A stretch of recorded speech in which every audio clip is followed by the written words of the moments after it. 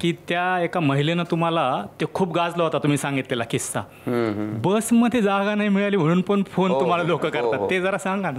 तुम्हाला सांगतो, मला खूप फोन असे जर काढले, मी खरं पुस्तक लिहावं म्हणतोय मी त्याच्यासाठी. कारण ह्या फोनचे किस्से खूप आहेत, खूप म्हणजे जागा नाही. आता ही कधी होतंय सांगतो तुम्हाला. पुढचा माणूस काम करतोय आणि पुढचा माणूस मी जेव्हा अडचणीत असेल तेव्हा माझ्या मदतीला पडतोय, ही भावना जेव्हा त्या माणसाच्या मनात तयार होती ना, त्यावेळेस ती माणूस अशा पद्धतीचं कृती करते. तिने अपंग होती महिला आणि ती आपुलकी वाटते आणि पुढचा माणूस जेव्हा नीट बोलत नाही, समजा कंडक्टर नीट बोलला नसणार आहे, तिला तुला जागा होईन तेव्हा देईन असं म्हणलं असेल, मग तिच्या मनात काय आलं, अरे माझा खासदार आहे तू काय करतोस, थांब जरा म्हणली. लावला फोन मला तिनं. मग मी कंडक्टरला म्हणलं, अरे अपंग महिला आहे, तिला जागा दे की. म्हणलं तू उभा राहा म्हणलं, भले तिला बसू दे ना म्हणलं. तर असं बरेच आवश्यक गाय आजारी पडले म्हणून सुद्धा लावते.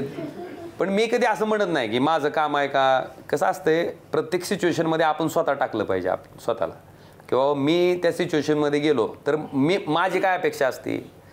मान्य आहे बाबा की बाबा गाय आजारी पडली म्हणून डॉक्टरला पाठवायचं काम काय खासदाराचं आहे का, हा विचार जर करत बसलो तर मला वाटतं मागच्या वेळेस 1,28,000 होती, 3,30,000 झाले नसते. ती विचार केलाच नाही. आणि माझा प्रचारक सामान्य माणूस आहे. सामान्य माणूसच त्या ठिकाणी माझं अवलोकन करतो. आणि आजच्या तुमच्या ही जी सगळं आहे ना, सोशल मीडिया बाकीचं सगळं, ती PR एजन्सी, ह्या काळामध्ये तुमच्या रिअल लाईफमध्ये आणि रीलमध्ये जर फरक असेल तर लोक एका मिनिटात तुम्हाला उघडं पाडतात. आणि तुमचं रिअल लाईफ आणि रीलचं लाईफ जर सेम असेल तर लोक ॲप्रिशिएट करतात, तुम्हाला कौतुकाची थाप देतात. तेवढं जपतोय मी.